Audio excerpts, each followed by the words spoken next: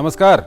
अंतर्राष्ट्रीय खबरों के हमारे इस बुलेटिन में आपका स्वागत है। मैं हूं चंद्रशेखर जोशी और इस बुलेटिन में हम आपको रूबरू करवाते हैं दुनिया भर की हलचल से। तो आइए शुरुआत करते हैं और सबसे पहले देखते हैं अंतर्राष्ट्रीय सुर्खियां। प्रधानमंत्री नरेंद्र मोदी ने रूस के राष्ट्रपति व्लादिमीर पुतिन से फोन पर की बात। द्विपक्षीय, क्षेत्रीय और अंतर्राष्ट्रीय मसलों पर हुई बात। पीएम मोदी ने डायलॉग और डिप्लोमेसी पर फिर दिया जोर। पुतिन ने रूस के ताजा घटनाक्रम की दी जानकारी।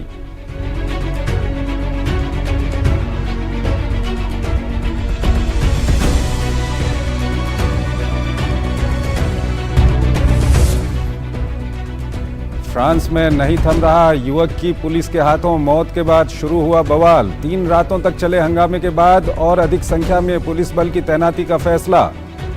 फ्रांसीसी राष्ट्रपति ने कहा, अपने बच्चों को प्रदर्शन में जाने से रोके माता पिता। अब तक लगभग 900 गिरफ्तारियां।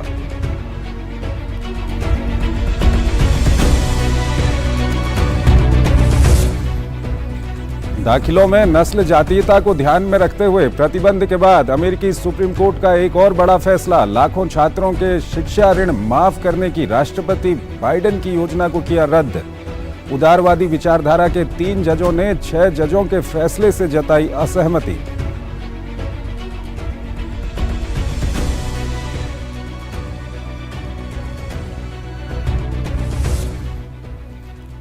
और जैसा कि हम आपको बता चुके हैं कि रूस के राष्ट्रपति व्लादिमीर पुतिन ने प्रधानमंत्री नरेंद्र मोदी से फोन पर बात की है।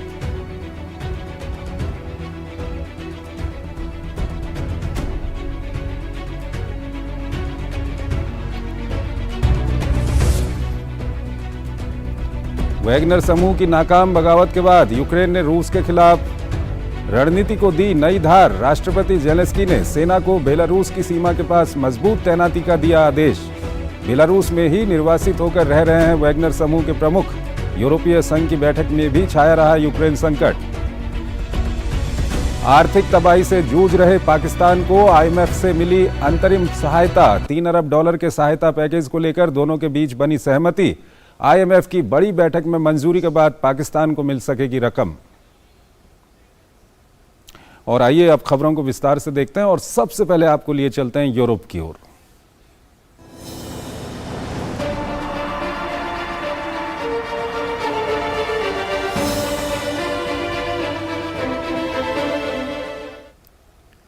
फ्रांस में हिंसा और आगजनी खत्म होने का नाम नहीं ले रही है।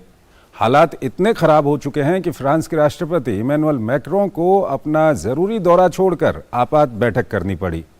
इस सब के बीच संयुक्त राष्ट्र संघ ने भी फ्रांस में हो रही हिंसा पर कड़ी प्रतिक्रिया दी है। हिंसा और प्रदर्शनों की ये आग पड़ोसी देश बेल्जियम भी पहुंच चुकी है।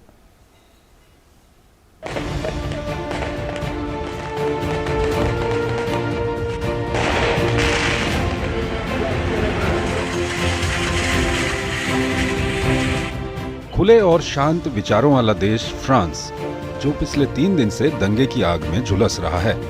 प्रदर्शनकारी अपनी नाराजगी इमारतों, दुकानों और सरकारी वाहनों को आग के हवाले कर जता रहे हैं। लोगों का ये आक्रोश पुलिस के रवैये को लेकर है। पेरिस के आसपास कई शहर ऐसे हैं जहां प्रदर्शन की वजह से पर्यटक फंसे हुए हैं। हिंसा में शामिल पुलिस ने अब तक सैकड़ों लोगों को गिरफ्तार किया है। सोशल मीडिया फ्रांस में जारी आगजनी से जुड़े वीडियो और तस्वीरों से अटा पड़ा है। हालात इतने बिगड़ चुके हैं कि राष्ट्रपति इमैनुअल मैक्रों को ईयू की बैठक छोड़ आपातकालीन बैठक बुलानी पड़ी। राष्ट्रपति की तरफ से प्रदर्शनकारियों के लिए बार बार शांति बनाए रखने की अपील की जा रही है, लेकिन फिर भी लोग प्रदर्शन वापस नहीं ले रहे हैं। फ्रांस के दूसरे सबसे बड़े शहर मार्सिले ने सार्वजनिक प्रदर्शनों पर रोक लगा दी है। एहतियात के तौर पर मार्सिले में सभी सार्वजनिक परिवहन को अगले आदेश तक के लिए बंद कर दिया गया। गृह मंत्रालय ने हिंसा को रोकने के लिए पेरिस और आसपास के शहरों में अतिरिक्त पुलिस बल को तैनात करने की भी मंजूरी दे दी है। हालांकि अभी तक सेना बुलाने पर विचार नहीं किया गया है। फ्रांस के राष्ट्रपति ने बैठक के बाद कहा कि सोशल मीडिया के जरिए अफवाह फैलाकर हिंसा को भड़काया जा रहा है। उन्होंने लोगों से अपने बच्चों को दंगों में शामिल होने से रोकने का आह्वान किया। दंगे में सोशल मीडिया की भूमिका को देखते हुए राष्ट्रपति ने सभी प्लेटफॉर्म से संवेदनशील दंगाई सामग्री को हटाने का निर्देश दिया। किशोर की मौत के बाद देश में जारी हालात निंदनीय है। दंगों को रोकने के लिए अतिरिक्त सुरक्षा बल तैनात किए जा रहे हैं। सोशल मीडिया में भी दंगे से जुड़ी सामग्री को हटाने के निर्देश दिए गए हैं। इस बीच पुलिस की गोली से मारे गए मृतक किशोर की मां के साथ हजारों लोगों की भीड़ ने सरकार के खिलाफ शांति मार्च निकाला। मृतक नाहेल को न्याय दिलाने के लिए हजारों की भीड़ ने हाथों में तख्तियां लेकर प्रदर्शन किया। मार्च के दौरान नाहेल की मां रोती हुई नजर आई। फ्रांस पुलिस द्वारा मृतक किशोर के बारे में किए जा रहे दावे को नाहेल के रिश्तेदारों ने गलत करार दिया। मीडिया में उसके बारे में जो कहा जा रहा है वह सच नहीं है। हम कानूनी या पुलिस प्रक्रिया का खंडन नहीं कर रहे हैं। अगर वह बिना लाइसेंस के कार चला रहा था या फिर भागने की कोशिश की तो क्या उसे मार दिया जाना चाहिए? उन्हें गोली नहीं चलानी चाहिए थी। उधर संयुक्त राष्ट्र की मानवाधिकार एजेंसी ने फ्रांस में 3 दिनों से जारी हिंसा पर तीखी टिप्पणी की है। मानवाधिकार एजेंसी ने कहा है कि गोलीकांड बताता है कि फ्रांस को अपनी कानून व्यवस्था संभालने वाली एजेंसियों में व्याप्त नस्लवाद से जुड़ी चुनौती का सामना करना होगा। फ्रांसीसी अधिकारियों को ये सुनिश्चित करना होगा कि पुलिस की ओर से इस्तेमाल किया गया बल प्रयोग विधिक, उचित और भेदभाव रहित हो। बहरहाल फ्रांस की हिंसा की आग पड़ोसी देश बेल्जियम तक पहुंच गई है। ब्रुसेल्स में गोलीबारी की घटना को लेकर विरोध प्रदर्शन किया गया। प्रदर्शन के दौरान करीब 1 दर्जन लोगों को हिरासत में लिया गया।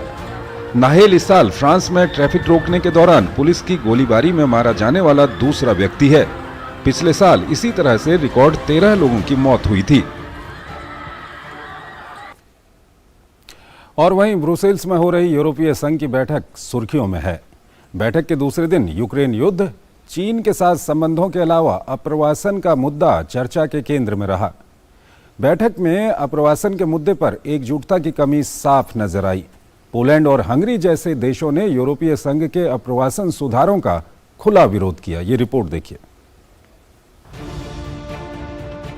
यूरोपीय संघ की दूसरे दिन की बैठक में यूक्रेन युद्ध, चीन के साथ संबंधों के अलावा अप्रवासन का मुद्दा चर्चा के केंद्र में रहा। संघ के कई देशों ने चीन के प्रति अपना रुख साफ करते हुए रूस को लेकर अनुभवों का हवाला दिया। इस दौरान यूरोपीय संघ के सभी देशों ने चीन पर निर्भरता को कम करने के लिए प्रतिबद्धता जताई। ब्रसेल्स में शिखर सम्मेलन के दूसरे दिन पहुंचे आयरलैंड और लातविया के नेताओं ने कहा कि यूरोपीय संघ रूसी ऊर्जा पर अपनी पिछली निर्भरता से सीख लेते हुए चीन पर अपनी निर्भरता कम करने की दिशा में काम कर रहा है। इस मुद्दे पर आयरिश प्रधानमंत्री लियो वराडकर ने यूरोपीय देशों को दूसरों पर भरोसा करने में सावधान रहने की जरूरत पर जोर दिया। वहीं लातवियाई प्रधानमंत्री क्रिस्जानिस कारिंस ने कहा कि यूक्रेन युद्ध के बाद यूरोपीय संघ की रूसी गैस पर निर्भरता से सबक लेते हुए चीन पर निर्भरता को कम करना जरूरी है। दरअसल दुश्मन होने की बजाय हम चीन को एक साझेदार के रूप में देखते हैं, लेकिन मुझे लगता है कि एक बात जो रूस और यूक्रेन के साथ पूरी स्थिति ने हमें सिखाई है वह यह है कि यूरोपीय लोगों के रूप में हमें उन देशों पर निर्भर रहने के बारे में सावधान रहना होगा जो लोकतांत्रिक नहीं है, और जरूरी नहीं है कि हम अपने मूल्यों को साझा करें।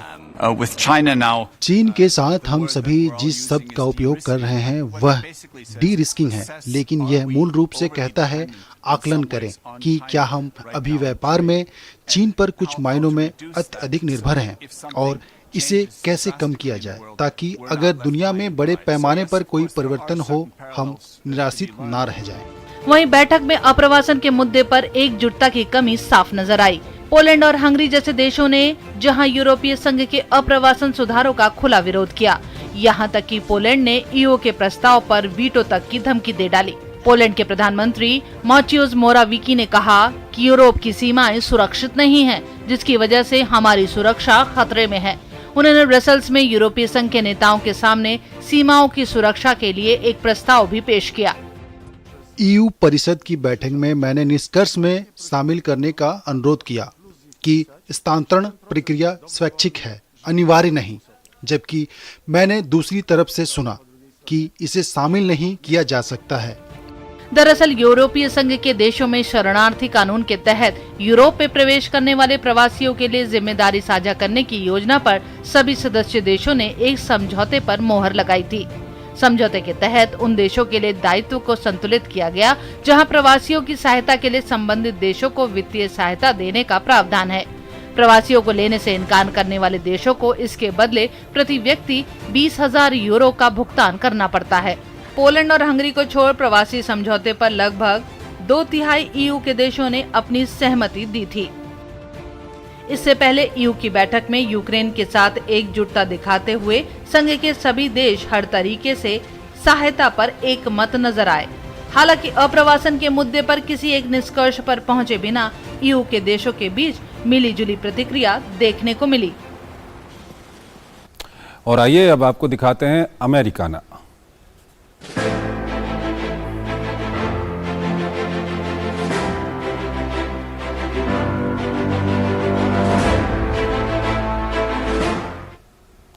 अमेरिका की अदालत ने एक महत्वपूर्ण फैसला लिया। यहां शीर्ष अदालत ने अपने ऐतिहासिक फैसले में विश्वविद्यालयों में नस्ल के आधार पर प्रवेश देने की सदियों पुरानी प्रथा पर रोक लगा दी। वहीं अदालत के फैसले पर राष्ट्रपति जो बाइडेन ने नाराजगी जताते हुए कहा कि अदालत ने मिसाल से हटकर उच्च शिक्षा में सकारात्मक कार्रवाई को प्रभावी ढंग से समाप्त कर दिया है। अमेरिका की शीर्ष अदालत ने अपने ऐतिहासिक फैसले में विश्वविद्यालयों में नस्ल के आधार पर प्रवेश देने की सदियों पुरानी प्रथा पर रोक लगा दिया। अदालत ने अपने फैसले में कहा कि ऐसे प्रवेश प्रक्रिया की सख्त जांच होनी चाहिए। ये मामला हार्वर्ड और यूनिवर्सिटी ऑफ नॉर्थ कैरोलिना जैसे प्रतिष्ठित विश्वविद्यालयों से जुड़ा हुआ है। अमेरिकी सुप्रीम कोर्ट की 9 सदस्यीय बेंच ने हार्वर्ड और नॉर्थ कैरोलिना यूनिवर्सिटी की तरफ से इस्तेमाल किए जाने वाले नस्लीय आधार पर एडमिशन प्रोग्राम को खत्म करने का आदेश सुनाया। हालांकि इससे पहले निचली अदालतों ने नॉर्थ कैरोलिना और हार्वर्ड दोनों के कार्यक्रमों को बरकरार रखते हुए उनके दावों को खारिज कर दिया था कि स्कूल श्वेत और एशियाई अमेरिकी आवेदकों के साथ भेदभाव करते हैं। अपने फैसले में सुप्रीम कोर्ट ने कहा कि छात्रों को उनके अनुभव और काबिलियत के आधार पर मौके मिलने चाहिए, न कि नस्लीय आधार पर। न्यायाधीशों ने कानूनी कार्यकर्ता एडवर्ड ब्लम की तरफ से शुरू किए गए स्टूडेंट्स फॉर फेयर एडमिशन नामक संगठन का पक्ष लिया।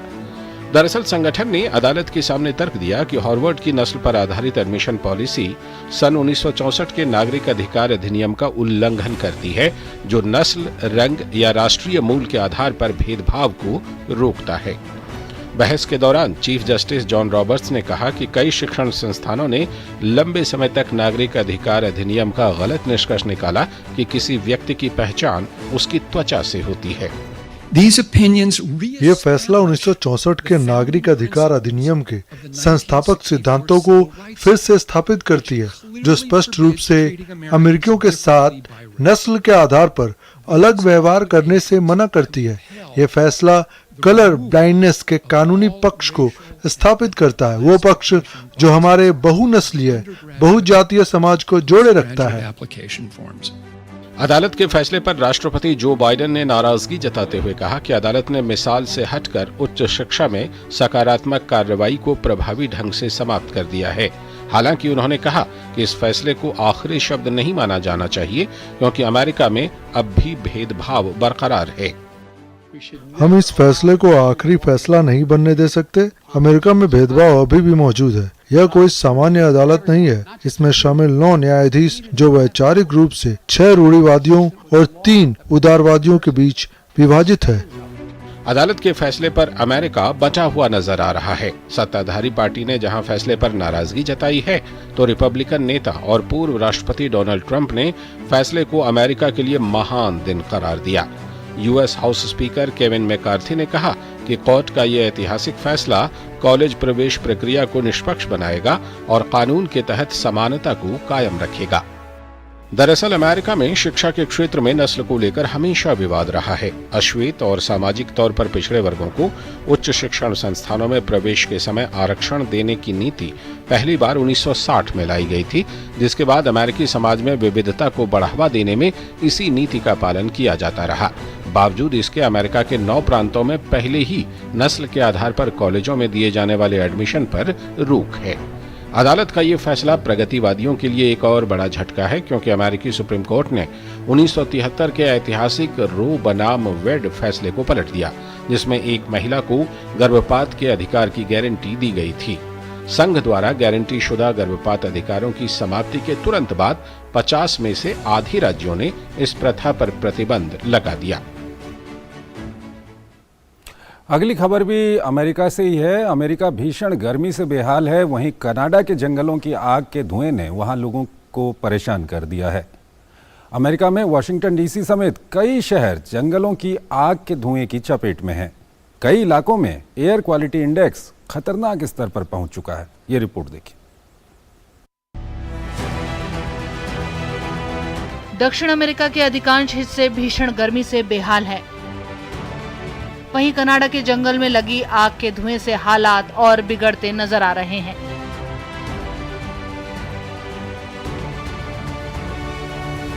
कनाडा के जंगलों में लगी आग के धुएं ने वॉशिंगटन डीसी समेत कई शहरों को अपनी चपेट में ले लिया है।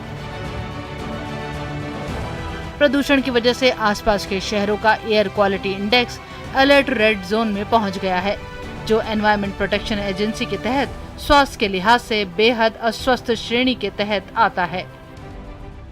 राष्ट्रीय मौसम सेवा के अनुसार विस्कॉन्सिन और उत्तरी इलिनॉइस से लेकर मिशिगन और ओहियो से होते हुए न्यूयॉर्क, वॉशिंगटन और पूर्वी तट तक फैले हुए हिस्से में आधी रात तक वायु गुणवत्ता अलर्ट प्रभावी रहे। आग से अब तक कुल कार्बन उत्सर्जन रिकॉर्ड 160 मिलियन मीट्रिक टन होने का अनुमान लगाया गया है। वहीं दुनिया भर में वर्षों से हो रही जलवायु परिवर्तन संबंधी समस्याओं के कारण अब वैज्ञानिकों को डर है कि दुनिया उस बिंदु के करीब पहुंच रही है जहां से वापसी संभव न हो। मैं कहूंगी कि हमारा बजट खत्म हो चुका है। हमारे पास समय भी खत्म हो गया है, क्योंकि बदलाव में समय लगता है। अगर वास्तव में ग्लोबल वार्मिंग को 1.5 डिग्री सेल्सियस तक सीमित रखने के बारे में हम गंभीर थे, तो हमें 10-20 साल पहले ये बदलाव कर लेने चाहिए थे। मुझे आश्चर्य नहीं होगा कि अगर हम अगले 5-10 सालों में 1.5 डिग्री सेल्सियस तक पहुंच जाएं। NWS ने सुझाव दिया है कि अगर बाहर रहना जरूरी हो तो मास्क का प्रयोग करें। वहीं जंगल की आग का धुआं और राख के कारण लोगों को खांसी और सांस लेने में कठिनाई का सामना करना पड़ रहा है। जब मैंने खबरों में देखा तो कोरोना की तरह मास्क लगा लिया। ये कुछ लोगों के लिए बहुत बुरा है, क्योंकि आज हवा की गुणवत्ता बहुत खराब है और मैं नहीं चाहती कि वे कण मेरे फेफड़ों में गहराई तक जाएं और भविष्य में मेरे स्वास्थ्य को प्रभावित करें। इसलिए आज मैंने मास्क पहना है। अमेरिका में गर्मी का प्रकोप जारी है। आने वाले दिनों में दक्षिणी मैदान इलाकों, डीप साउथ, निचली मिसिसिपी घाटी और खाड़ी तट तक इसका विस्तार होगा। मौसम पूर्वानुमान के अनुसार खाड़ी क्षेत्र के अधिकांश हिस्सों में 4 जुलाई तक गर्मी रहेगी। और चलिए अब बात करते हैं एशिया की।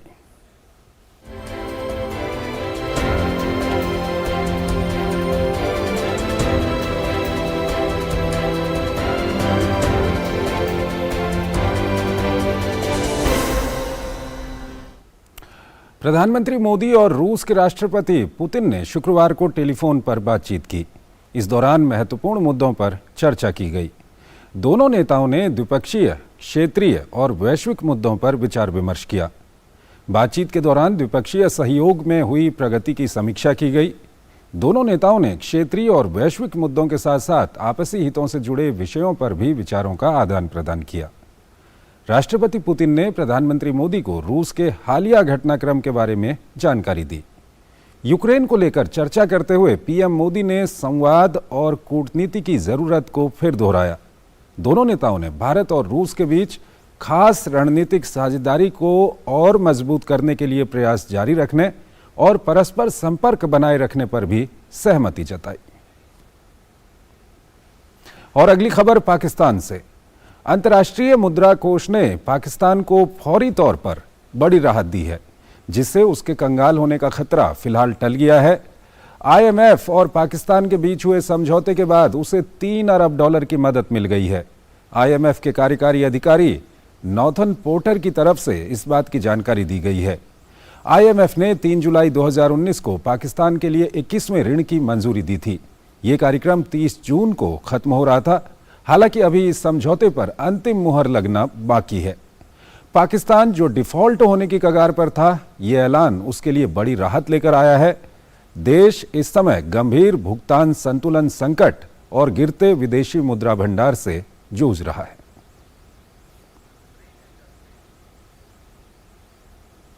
एक छोटा सा ब्रेक लेते हैं यहाँ पर। मिलिए सारा से, जो है हमारी social media queen. Hello, congratulation ma'am, आपने जीता है 1 लाख रुपए का इनाम। बस अपना OTP शेयर करें और रुपए अकाउंट में ट्रांसफर हो जाएंगे। सारा स्मार्ट है, वो मीम्स तो शेयर करती है लेकिन OTP नहीं। अब आप भी बन सकते हैं सारा की तरह साइबर सुपरस्टार। साइबर धोखाधड़ी www.cybercrime.gov.in पर रिपोर्ट करें या 1930 पर कॉल करें। जन औषधि केंद्रों पर मिलने वाली दवाओं की कीमत बाजार में जो दवाएं मिलती हैं उसी क्वालिटी की, लेकिन जन औषधि केंद्र में 50% से 90% तक उसकी कीमत कम होती है।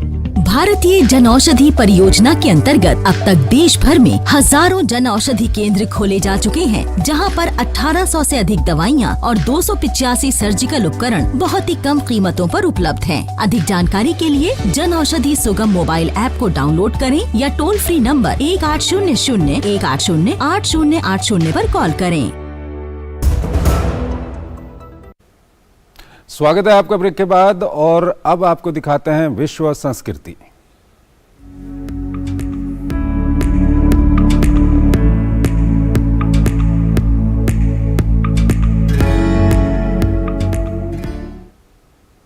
आइए आपको मिलवाते हैं एक सर्फर और साइंटिस्ट से, जो दोनों काम एक साथ करते हैं। आइए आपको दिखाते हैं कि कैसे वो महासागरों के अनदेखे हिस्से का पता लगाने के लिए एक टीम के साथ मेगा लैब में काम कर रहे हैं।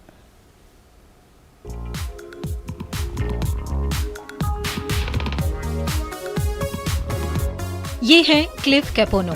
हवाई में रहने वाले क्लिफ को सर्फिंग पसंद है। वहीं ये हिलो आइलैंड में स्थित अपनी लैब में महासागरों से जुड़ी रिसर्च भी करते हैं। अक्सर ये दोनों काम एक साथ भी करते हैं। दरअसल कैपोनो एक सर्फर भी है और साइंटिस्ट भी।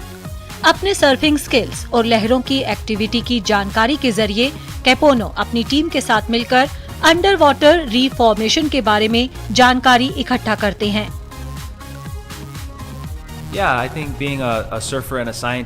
मेरे ख्याल से एक सर्फर और एक साइंटिस्ट एक साथ होने का मतलब है इस दुनिया की सर्वश्रेष्ठ लहरों पर सर्फिंग करने की कोशिश करना, वहीं कुछ समय निकालकर ये भी पता लगाना कि हम इन लहरों की रक्षा कैसे कर सकते हैं। यूनिवर्सिटी ऑफ हवाई के मुताबिक दुनिया के महासागरों का 80% हिस्सा अभी तक अज्ञात और अनदेखा है। कैपोनो एरिजोना यूनिवर्सिटी के school of ocean futures faculty के साथ असिस्टेंट प्रोफेसर हैं। वे महासागरों के अनदेखे हिस्से का पता लगाने के लिए एक टीम के साथ मेगा लैब में काम कर रहे हैं। साइंटिस्ट की ये टीम धरती के प्रीमियर सर्फ ब्रेक्स का 3D मैप तैयार कर रही है, जिससे दुनिया के रीफ्स की बेहतर तरीके से सुरक्षा की जा सके।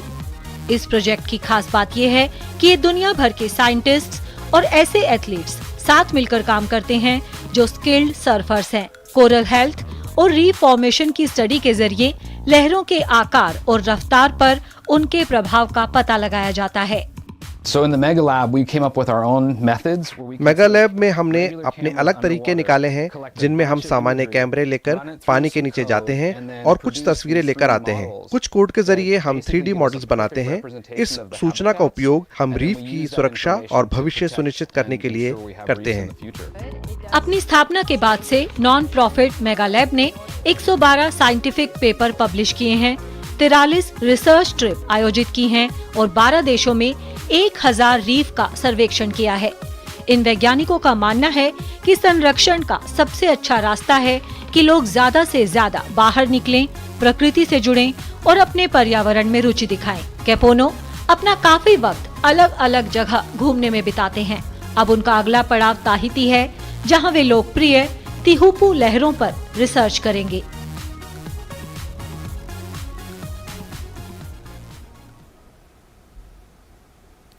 तो अंतर्राष्ट्रीय खबरों के हमारे इस बुलेटिन में आज इतना ही। आप हमारी पूरी टीम को इजाज़त दीजिए, और उससे पहले एक बार हम फिर आपको सुर्खियों से रूबरू करवाते हैं। फ्रांस में नहीं थम रहा युवक की पुलिस के हाथों मौत के बाद शुरू हुआ बवाल। 3 रातों तक चले हंगामे के बाद और अधिक संख्या में पुलिस बल की तैनाती का फैसला। फ्रांसीसी राष्ट्रपति ने कहा, अपने बच्चों को प्रदर्शन में जाने से रोके माता पिता, अब तक लगभग 900 गिरफ्तारियां।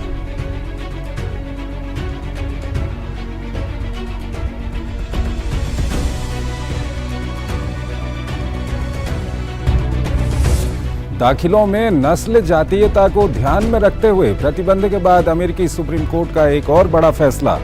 लाखों छात्रों के शिक्षा ऋण माफ करने की राष्ट्रपति बाइडेन की योजना को किया रद्द। उदारवादी विचारधारा के 3 जजों ने 6 जजों के फैसले से जताई असहमति।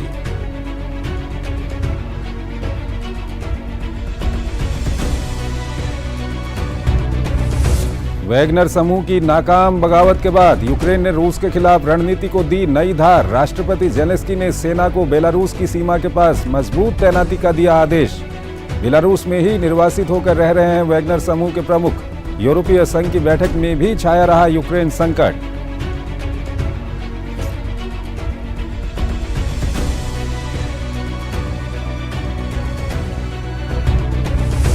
प्रधानमंत्री नरेंद्र मोदी ने रूस के राष्ट्रपति व्लादिमीर पुतिन से की फोन पर बात। द्विपक्षीय, क्षेत्रीय और अंतर्राष्ट्रीय मसलों पर हुई बात।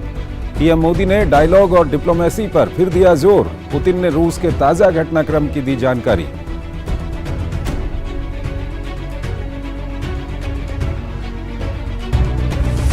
आर्थिक तबाही से जूझ रहे पाकिस्तान को आईएमएफ से मिली अंतरिम सहायता। $3 अरब के सहायता पैकेज को लेकर दोनों के बीच बनी सहमति। आईएमएफ की बड़ी बैठक में मंजूरी के बाद पाकिस्तान को मिल सकेगी रकम। तो इस बुलेटिन में इतना ही। आप हमारी पूरी टीम को इजाजत दीजिए। नमस्कार।